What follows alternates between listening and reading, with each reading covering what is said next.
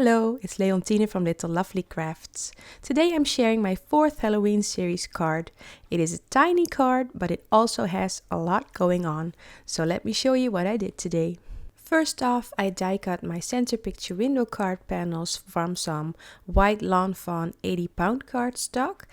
And I'm folding the center panel so I can place my oval die exactly in the middle or in the center. I made a sketch of what I want to make today, and that makes it a little easier because then I can die cut everything at once and just go step by step. And I think it saves me a little time. I decided to make a shaker part on the front panel of my card, so I am die cutting the little add-on part for the center picture window card, and in the center I'm going to use the reverse stitched scalloped circle window dies, and because it's a tiny card I need to use one of the smaller circles. I want to add a grassy border on the bottom of that shaker panel, so I'm die cutting the add-on again, but since I don't need the entire piece, I'm only die cutting half to save some paper. I'm placing those two pieces on top of each other, and that makes it easier for me to decide where I want my grassy border to cut the paper. The opening is just big enough for my new candy corn polymer clay sequence that I bought on AliExpress. Don't know if you're familiar with it. I have the link in my description down below. So that were all of the pieces I'm going to need on the outside. Now I'm going to work on the inside of the card. I am measuring the width of the card, and I am cutting a piece of black licorice cardstock from Lawn Fawn, and I'm going to use the spooky fence border to make sort of like a spooky background for my fox that's going to be on the inside of my circle panel.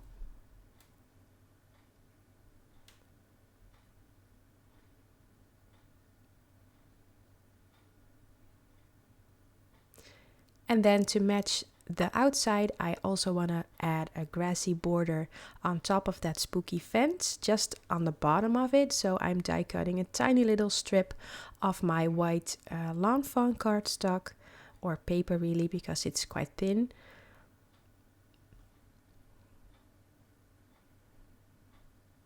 I had to run it through my machine again because it didn't cut all the way, but now it does. And as you can see, it is just tall enough to stay below my fence spikes. And I'm die cutting another piece, and that's going to go on the circle part right there, because I want a matching look. So these are most of the stamps I'm going to use. They're from the fox costume before and afters, and the leaves from Let's Go Nuts, the little pumpkin from Happy Harvest. I used the spider and bats from Tiny Halloween, the moon and bats from Happy Haunting, and later on I'm also stamping the skeleton fox, but I'm going to do something different with it, so bear with me. I'm going to show you later what I'm going to do with that. And you can see me stamping here. I'm stamping the little birdies once, but I'm going to stamp them again because I want them both on the outside and the inside of the card. So here I've got a strip of my Copic friendly paper, and I am going to, use the glow in the dark powder on it. So I am using some anti-static powder, some clear embossing ink from Lawn Fawn, and then the Lawn Fawn glow in the dark powder. And I never quite really know when it is melted enough, but I'm trying my best, and I'm going to put a second layer on because in some of the Lawn Fawn videos you see Kelly Marie putting on 2 layers of the glow in the dark powder. So I'm going to try that and melt it again, and you can kind of feel when it's dry, and then I'm going to stamp my fox on top. Maybe I should have tried to keep his head out of the glow in the dark powder a little more by placing the ink in more of a curve instead of a straight line like I did now.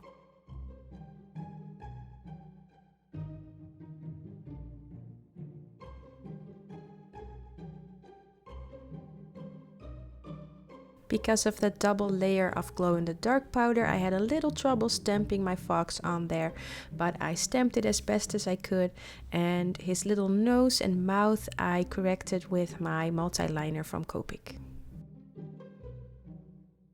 My previous cards were all a bit blue and green and purple, so now I'm going for 3 totally different colors. I'm going with carved pumpkin, picked raspberry and wilted violet. I'm blending them in that order and I'm going back and forth until I think the 3 colors mixed well enough. I'm doing the same blending process on the inside of the card as well. It's a little bit difficult to explain, but my card base is the only panel I'm going to use for the card. So I'm blending on the outside piece and I'm using a little bit of purple tape to make sure I don't get any ink on the back. And then on the inside of my card base, I'm doing the same 3 colors and I'm adding a little green at the bottom, and that's Twisted Citron. And just because I like it so much, I'm adding some water splatter with my liquid stardust mixture. And I'm picking up the excess water with a paper towel.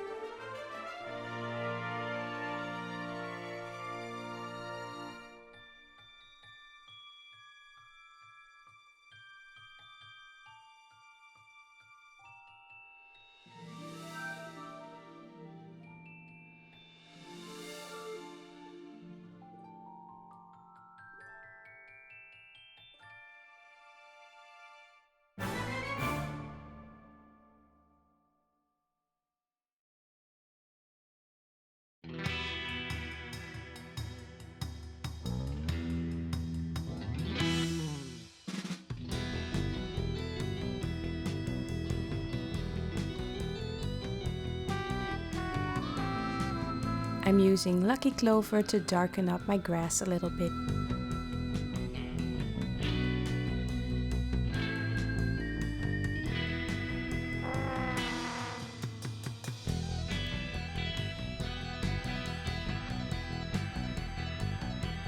I'm setting all of the pieces off to the side to dry, and then I'm going to do some Copic coloring. If you want to skip watching this step, you can go to about 13 minutes and 11 seconds.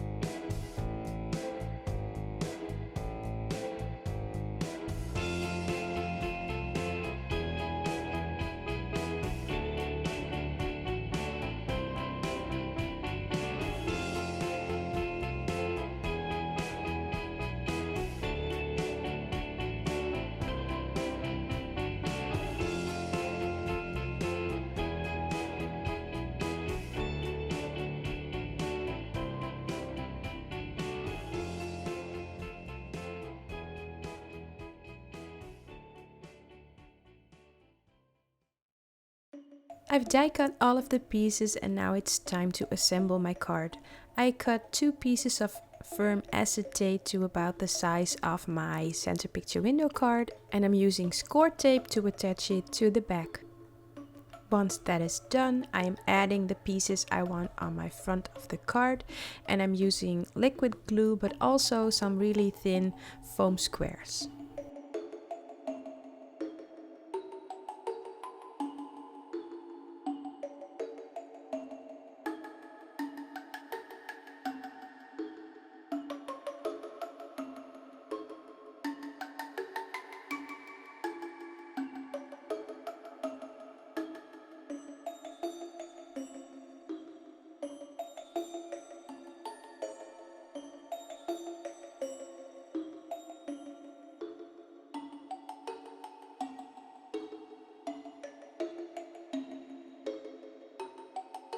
I'm using foam tape that is about 2 millimeters thick, and I'm placing it around my window, and I'm making sure that it doesn't peek through. So as you can see, I cut out a little bit of the sides to make sure that you don't see it from the window. And you want to make sure there aren't any gaps so one of your sequins might fall through. I'm going around the edges of my foam tape with my anti-static powder tool, and then I'm going to sort of make a mixture of sequins and of course my candy corn polymer clay, and I am just trying to fill it but not too much because I want it to shake and not be too full and stuffy.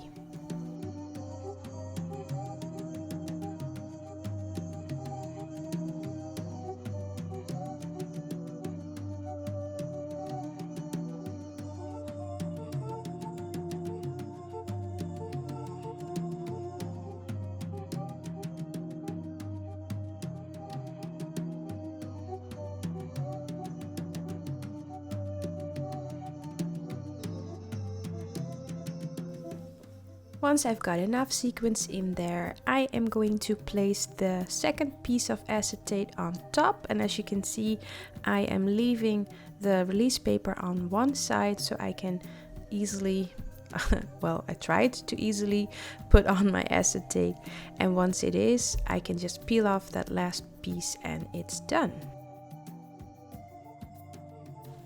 And now I'm gluing on all of my pieces on the inside of the card.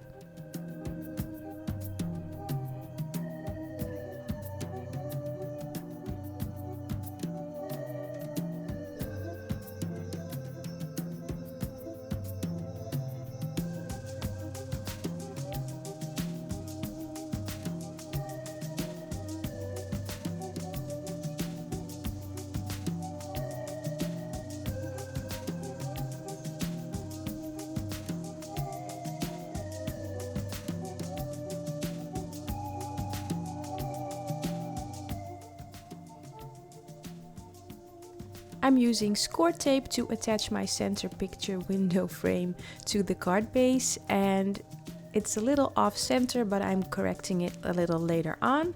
And as you can see, I'm also using a little orange strip to make my fox stand up straight.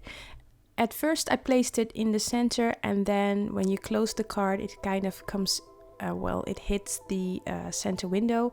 So what I did, I peeled it off again and I put tape on the back and on the bottom of that little piece, and then I attached it to the back of the card and the bottom of the card, and that really helped to position the fox in a way that the card can still close.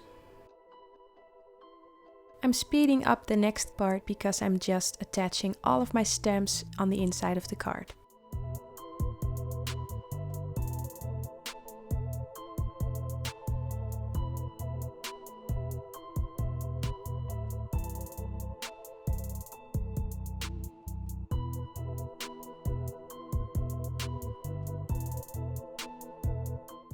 I wanted to stamp my sentiment earlier, but I got so caught up in getting all of my stamps glued on the inside that I totally forgot about it.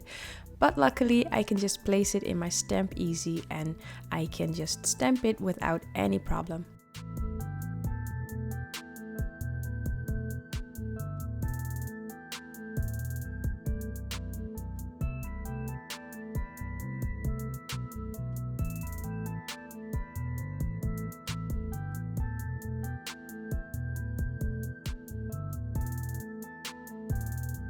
The final part of this card is attaching my shaker element to the front of the card.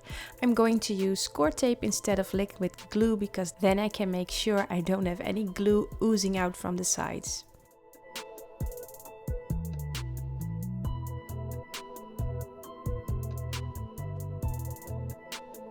And now my card is all done. I got a little blacklight from a Playmobil set I have at home, and you can see that it lights up really good and it actually charges the glow-in-the-dark powder a little bit. If I were to make a fox with glow-in-the-dark embossing powder again, I would make sure that my ink is really dry before I started coloring. I thought it was dry, but still my Copic marker dragged some of that Lawn Fawn ink onto my fox's face, and I'm a perfectionist, so I keep looking at it.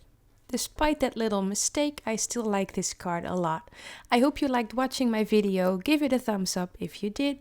And I would love it if you would subscribe to my channel. I will be back next week with a new video. And until then, stay safe and happy crafting. See you next time. Bye!